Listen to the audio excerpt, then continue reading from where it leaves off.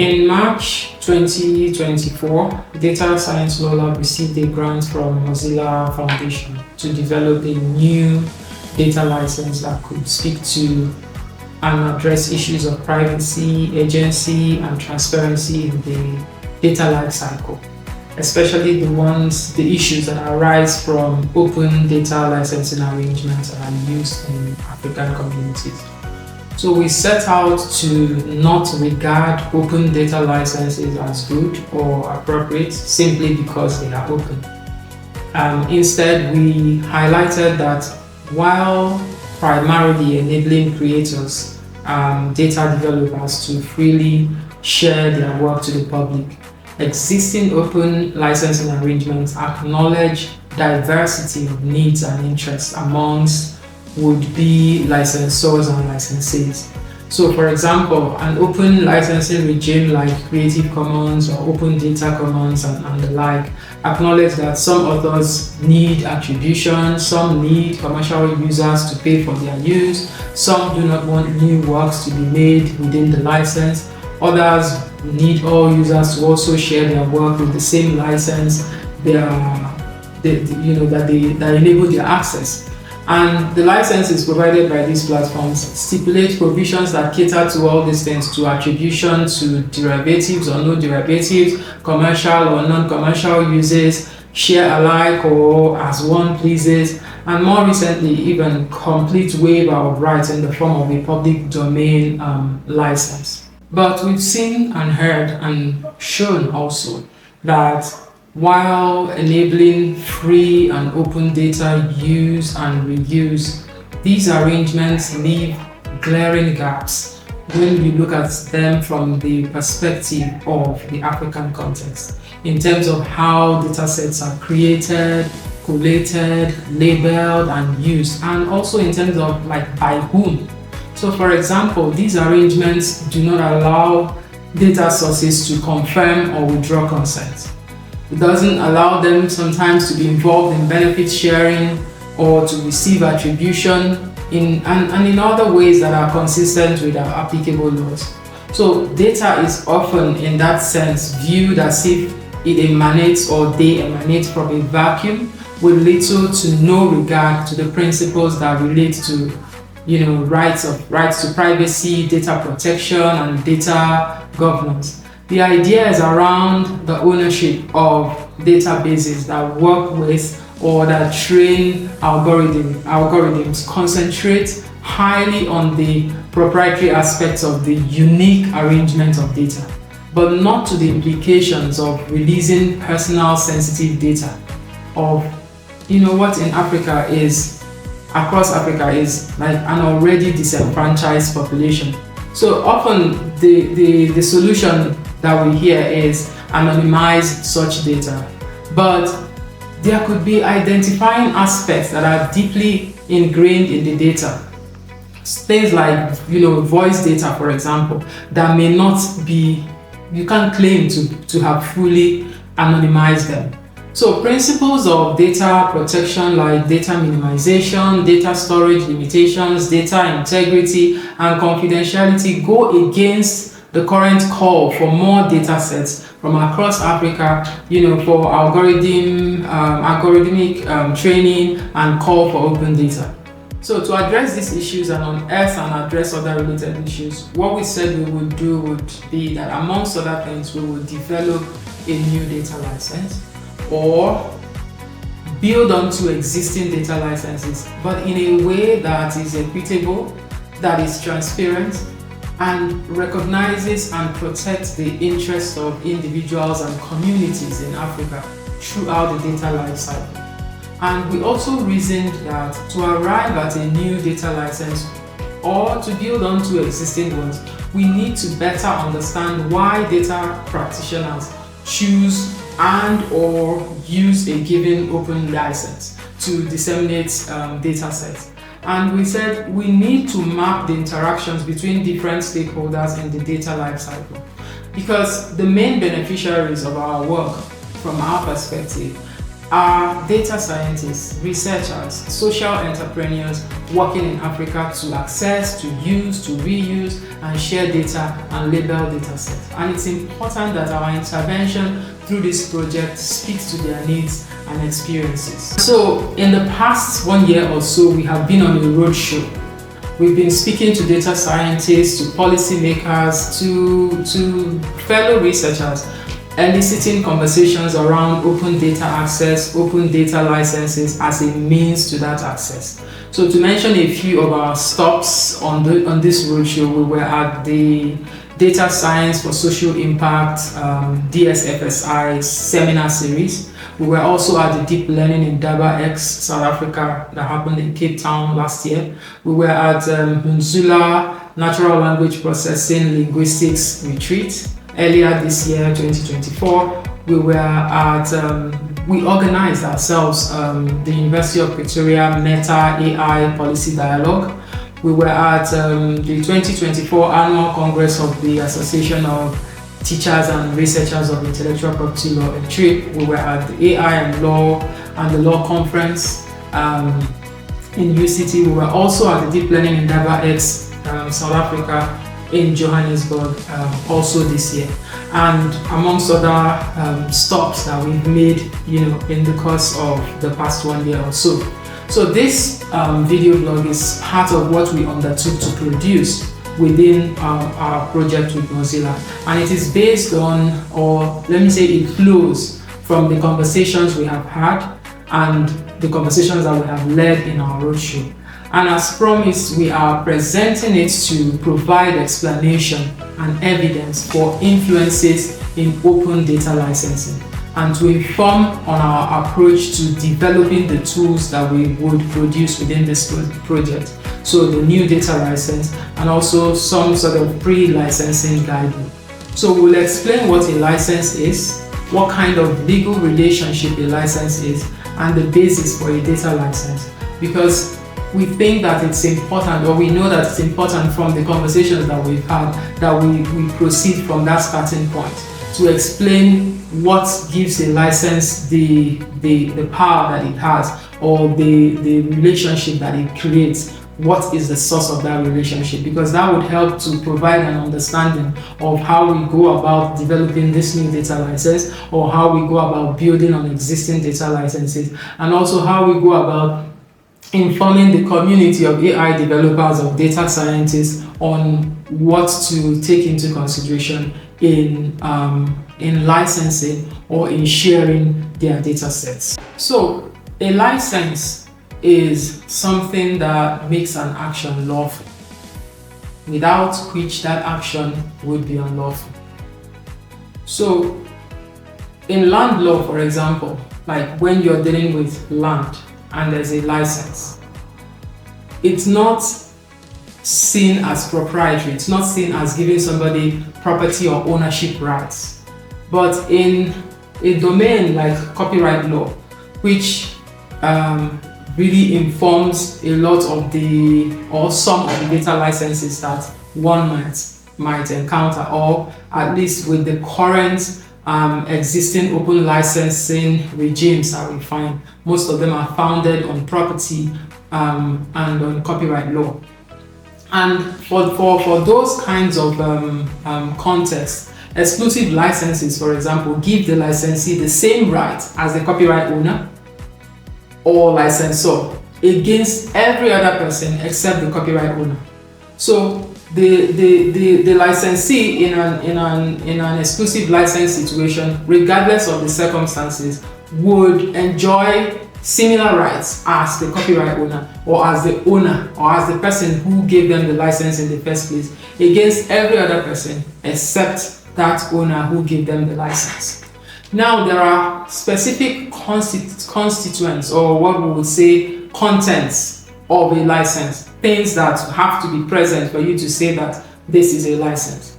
The first and foremost constituents of a license is that it gives a privilege or liberty to act. So if you had a license to use a data set, for example, if you have a license to use a data set for a particular purpose, or to develop or to train an AI model, you would have the liberty, the freedom to act.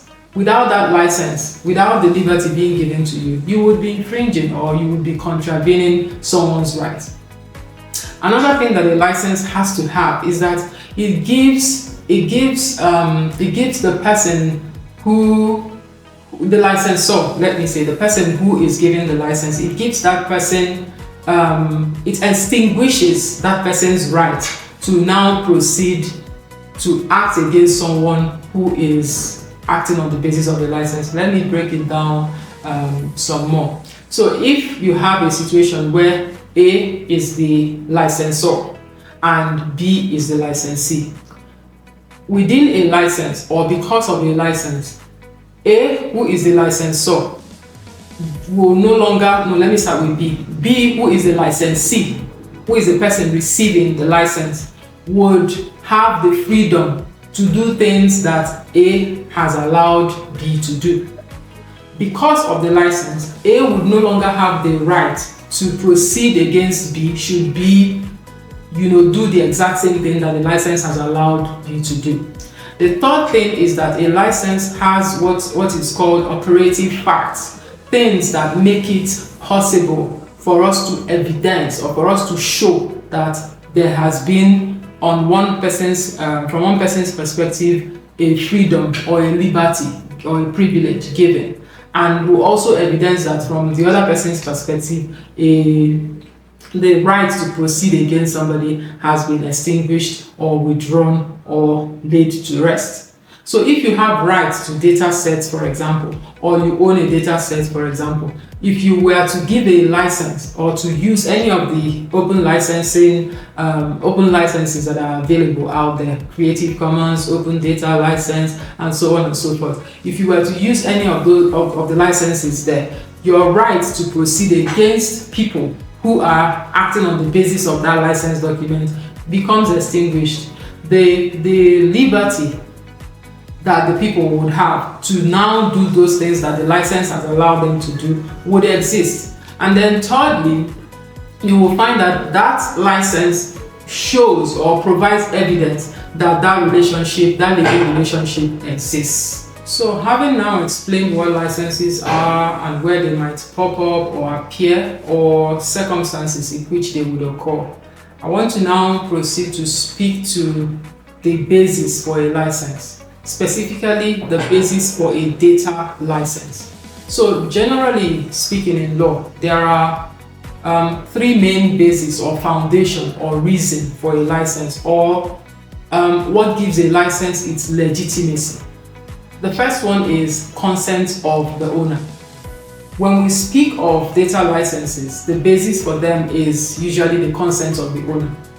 And one thing that that comes up, or one thing that we should keep in mind, is that when we interrogate existing data licenses or licenses that are used in the context of sharing or using or reusing data sets or data, you'll find that in the context of Africa, specifically South Africa and Kenya, which are the two focus jurisdictions for our project, who is the owner of, in the case of a data license, where you have a lot of people who have contributed to a data set? People who have created, people who have labeled, people who have annotated, people who have done things to make the data set what it is. Who is the owner who would be able to give consent for that consent to exist, for that consent to be in place in order for the license to take place? So that's one. Where does the data owner get its power to consent to the use of their data? It arises from the power of ownership, from property. Because if you don't have rights or possession or ownership of a given data set, you won't be able to give people a license to use them. You won't be able to convey freedom or privilege or liberty for people to use those data sets. So it proceeds from the place of ownership, it proceeds from the place of property, wherever that is found or whatever legal basis that is found from. It can be from possession, it can be because the law says you have met the criteria for ownership of that given data set, as the case may be, and depending on the jurisdiction. The second basis for for a license, or the second source of power for a license to exist, is an established custom or usage in an industry. So this is like referring to practices, repeated practices within that parties within a group. They do so much of that and it's accepted and approved by parties to that group. They've done so much of that it becomes a custom, it becomes the way that things are done in this particular industry. So for example, in the world of data sharing, in the world of AI development, in the world of using data sets, training data, training AI models, and so on and so forth. In that world, if there are accepted practices in the form of best practices document, in the form of best practice statements, and as the case may be, those things can be the basis for which one can say that there is a license for me to do so and so thing with a given data set. And then the third one refers to state intervention for public policy reasons. So you have instances, specific instances where the law or the powers of the state are used to compel an owner, so in our own case a data owner, to compel an owner to grant a license for public policy reasons. So when policy considerations are taken into account, we are going beyond the considerations of the immediate parties. We're not thinking about just the data owner. We're not thinking about just a specific data user. We extend consideration to issues of social, economic, or community welfare. So licenses could exist or could be compelled in that kind of environment, and they are called compulsory or statutory licenses, where the state compels an owner to issue a license to achieve certain policy objectives on the condition, obviously, that a license fee is paid for such use and for making it available.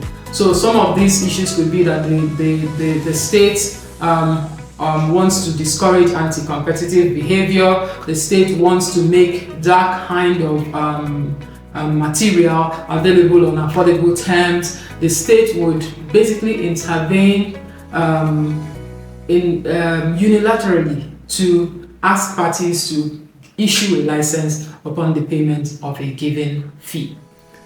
So now we now understand what a license is, how it works, and how it comes into existence. So when we speak of open licenses, or when we speak of an open data license, we are essentially speaking to licenses that allow other persons to freely use the license material, in this case the data or data set, without needing to request for permission. So there's no consideration, there's no legal, there's no monetary usually payment required, there's no need for prior permission. The license already exists and you can use, on the basis of that license, proceed to use the license material. The next thing we will talk about zeroes in specifically on data sets in the African context and what informs or should inform open licensing decisions. So this cues in essentially the conversation we had at the Deep Learning DABA-X South Africa 2024. That was at Wits University in South Africa. So that conversation speaks more specifically to the creation of data sets in the African context and speaks to how to think about these issues around like who should be given consent for a license to come into existence, who should be the data owners, or who are the data owners that will be licensors in an open data licensing situation, and how do you take into consideration the interests of the various stakeholders that are part of the data life cycle as you decide the kind of open data license that you would want to give. Or largely or significantly Maskani. But you will see, if you go on the Maskani website and you see some of the projects that they describe there on that website, you will see that in some cases they are getting articles from news websites that are written in African indigenous languages. In some cases, they are getting preprints from papers published on journals and on various platforms, getting their data from Twitter, API, radio and TV broadcasts, newspapers, crowdsourced voice contributions, language transcripts available on university repositories. So it's from diverse sources. And that means that you're dealing with different kinds of providers, different kinds of people who are making those kinds of data available to you, right? And so you need to now start thinking, when I finish this project, when I have the output from this project, how do I acknowledge or take into consideration all these sources from which I was able to source this data from? And so, in terms of looking at it from a legal perspective, where you're now thinking, what does the law require me to do when I am getting my data from all these kinds of sources, right? And there's intellectual property and trade secrets, that's IP and trade secrets, where, for example, if you were getting your data from journal articles on the website, those journal articles will be copyright protected, right? And so, what are you supposed to do in terms of now being able to legally and validly use that data from those journal articles? Or you are thinking about when people send in voice contributions, like a snippet or a recording of whatever in their own language, right? So those kind of things will have maybe personal information that allows you to identify a person. So if for example, I know you, one-on-one, if I hear your voice, I might not need to see you, or I will not need to see you physically, but if I hear your voice, I will say, isn't this so and so, right?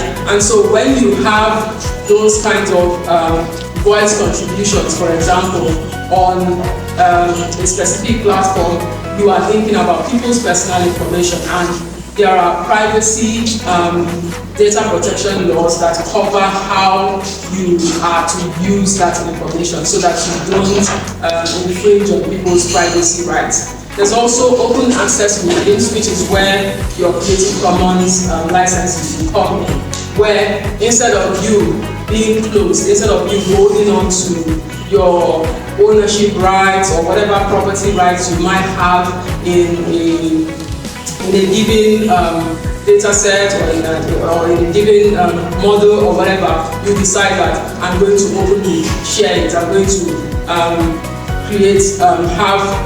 people have open access to what I have produced. Then there are indigenous knowledge regimes where you're thinking about information or data that emanates from traditional practices, for example. So, people in specific communities where they pass those information, or they pass those folklore, folk stories, traditional practices, cultural practices that are passed down orally from one generation to the other, that are not necessarily at the moment documented.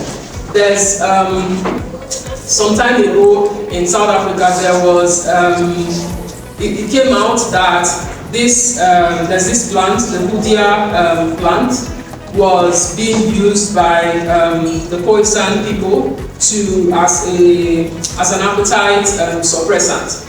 And so people came from wherever to this country, working in conjunction with PSIR, was able to use that extract from the Budia plant to come up with weight loss supplements. But it became a thing where people now started asking questions around, how did you acknowledge that this information came from, understanding the practices of this particular tribe, of this particular people, and how do you make sure that the benefits that arise from, what you have just now made with information from them, gets or trickles down to them as well. So those are some of the things from a legal perspective that you think about when you speak of datasets. So practical examples, I've already mentioned things around from the Mascane project, where if you're getting articles from news websites, it could be copyright protected. And under copyright law, if you're going to reproduce or distribute or modify a copyright protected work, you need to get a license. Basically, you need to get permission from the copyright owner in order to be able to legally do so.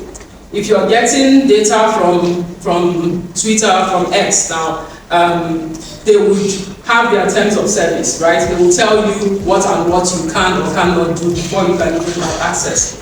And in that kind of situation, there will be people, you're dealing with data coming from people's tweets, people's posts, and there's also personal information in those posts, because personal information essentially allows you to identify a person, a living person, right? And those persons have rights to privacy, rights for you to have observe certain obligations in dealing with their data, in dealing with their information.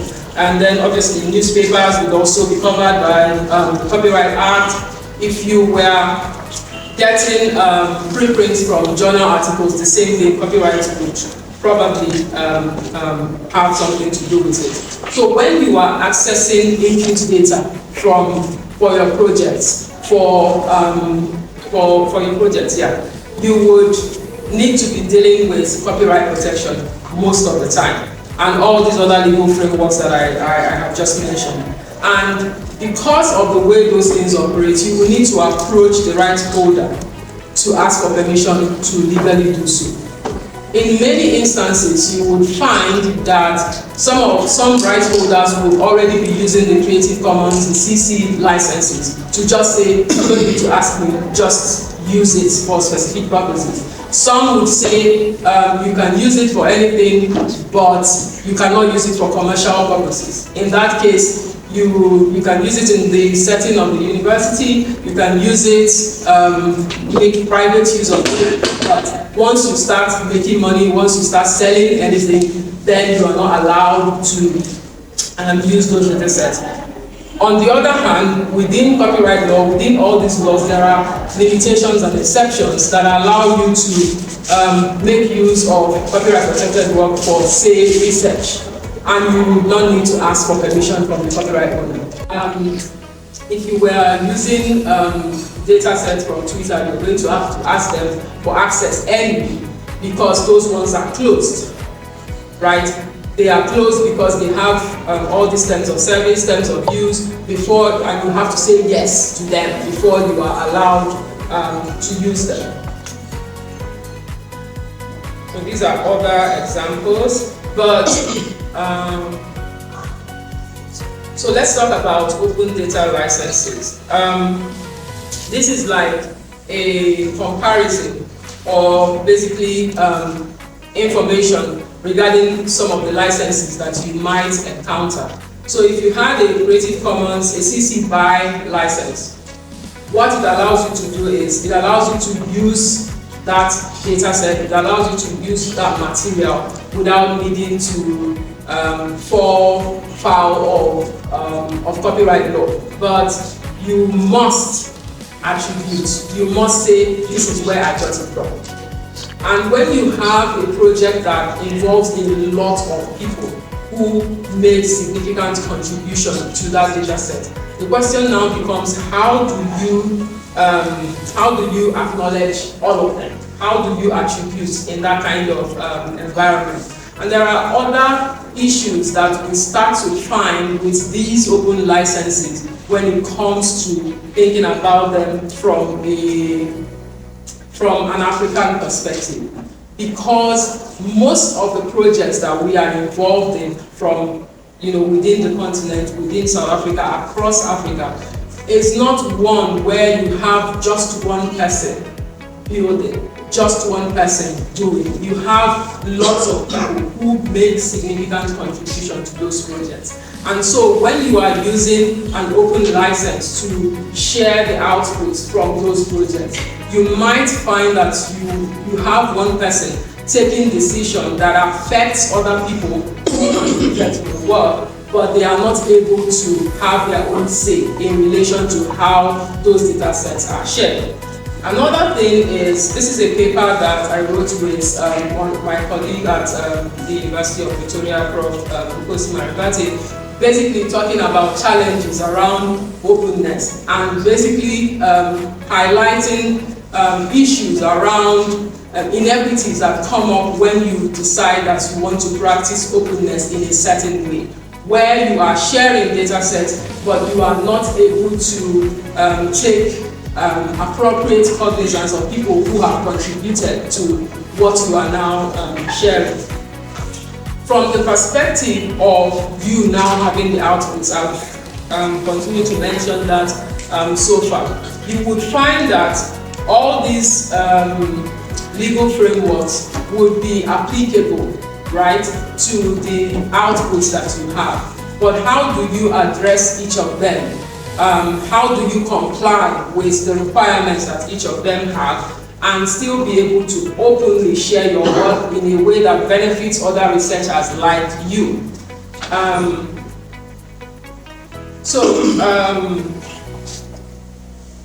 rushing now, but this is a paper written by Kathleen Simiyu, who is part of the Masikane Research Foundation.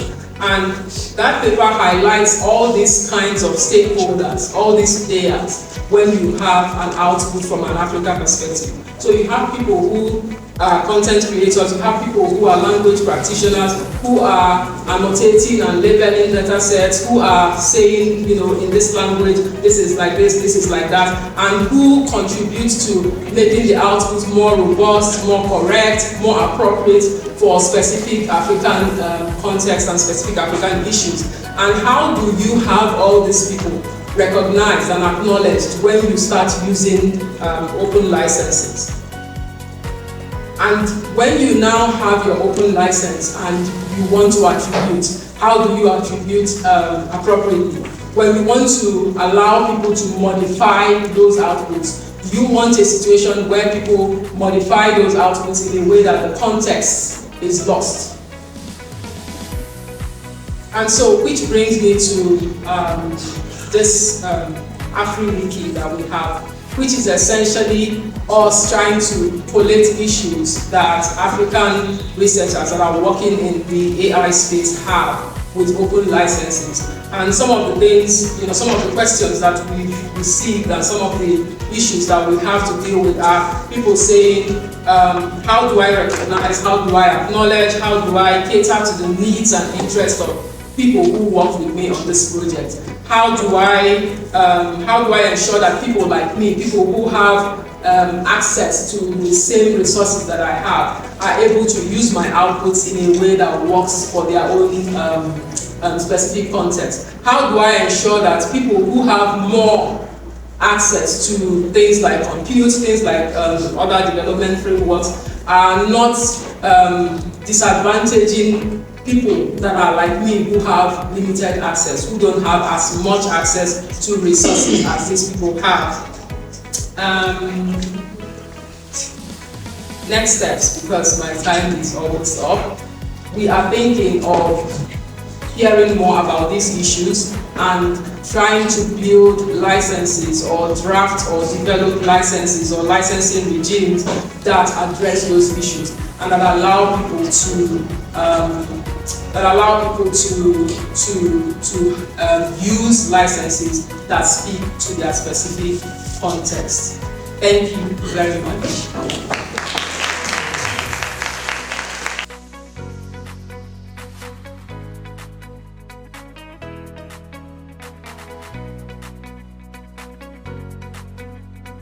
Or you would write them a suit and desist letter to say, stop this. What you would notice in the news is that a lot of big companies are being sued. So, for example, now there's more than 10 cases in the US where OpenAI, all these big tech companies are being sued for copyright infringement by other big companies. So what is practical is that you have room to enforce those licenses, but what you do is you target the big fish and sue them, or make so much noise about what they have done in a way that compels them to come to the negotiating table. Because the thing is that it's not that you don't want the work to be used, but you want it to be used in a way that allows you to get compensation, or at least allows you to say yes or no, right? And so you take those kinds of instances to make a point and to make sure that you bring them to the negotiating table so that you can state your terms. Right, thank you, Doctor. So for me, my question is almost similar to his.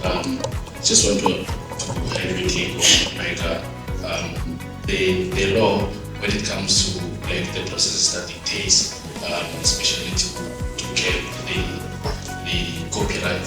So I understand, especially with TikTok, there's a lot of replication of same work by different people. But then, because it's not big companies, nothing happens.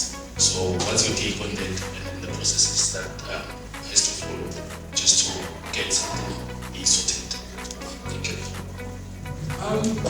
So what can you do to, when it comes to having a lot of smaller or small time infringers, right? Like people, there are a lot of everyday people who infringe, but they are not big enough for you to make sense, for you to pursue them. That's your question. So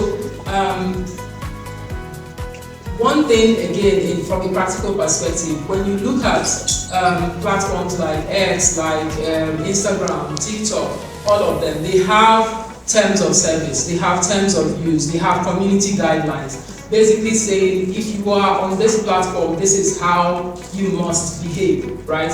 And some of those things came up because there's a critical mass of right holders, of people who are from a particular space, saying we need you to use your power as a platform to help us enforce these things better. Right? When YouTube first started, people were uploading and other people's content all over the place. But because of the fact that over time there were a lot of lawsuits against the platforms themselves, like YouTube, they had to come up with content ID, for example, where you could have specific ID attached to your content in such a way that when someone uploads something similar to yours or something copied from yours, they would have to take it down. So there has to be, I think, a collaborative approach to dealing with these things and something that is more multifaceted in a way that you're not just attacking it from one side, right? You're also taking the benefits of the fact that there are a lot of us on this continent, and if we have that critical mass in terms of saying these are the issues we have with the way that data sets emanating from our work is being used on this platform. We need this to happen. We need this to be, the benchmark, the rule when it comes to using these kinds of things. It would take off, I believe. Okay, thank you very much for your presentation. My question is in the area of preparing the data set by engaging the data services of other people.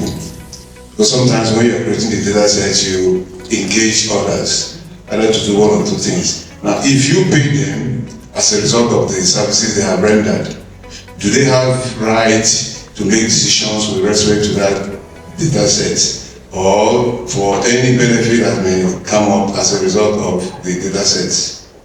Okay, so your question is, when you pay people who assist you or work with you on a project, will they still have rights over whatever output you have?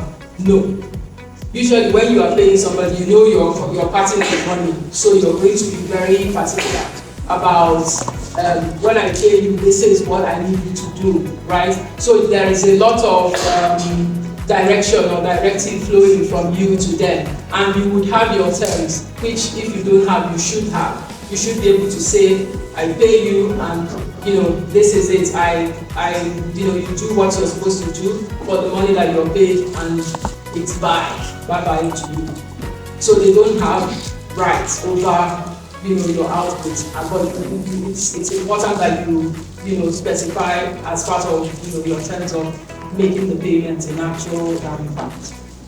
I think it's very informative. I just wanted to find out what option does one have if, say, I come up with a model and I would like to copyright that, like what are my options there? And secondly, if let's say I take a large language model that's available and fine-tune it to my specific task, can I own that fine-tuned version? Can I copyright that? Okay, so copyright is automatic. You don't need to do anything to enjoy copyright in a given work. It's automatic upon creation. Obviously, you have to comply with the requirements, the eligibility criteria under the law, which is that the work has to be original. It doesn't have to be copied from somewhere else. Your second question, if you fine-tune a model or whatever, you're supposed to own copyright in that fine-tuned model if obviously it meets the requirements. But also remember that when you get like an open license to use those models, like for example Meta's Llama model, for example, they have their own terms that tell you what you must do, or whether you can own fine-tuned models or something like that. But if there's nothing like that, then yes. Thanks for the talk. Simple question, but probably a very complex answer. Are datasets copyrightable? Because I know certain factual information isn't copyrightable. So what applies in the case of datasets? In the case of datasets, they could be copyrightable if they meet, if that specific one meets the criteria for copyright protection, which is that it has to be original. So there has to be, intellectual work, intellectual effort put into creating them, and they can't be just, factual information. Then they wouldn't be copyright protected.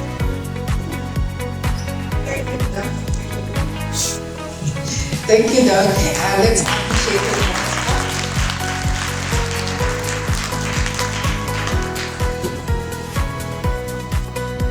So in closing this video blog, I want to emphasize and call attention to our Open Data License iAfrica Wiki.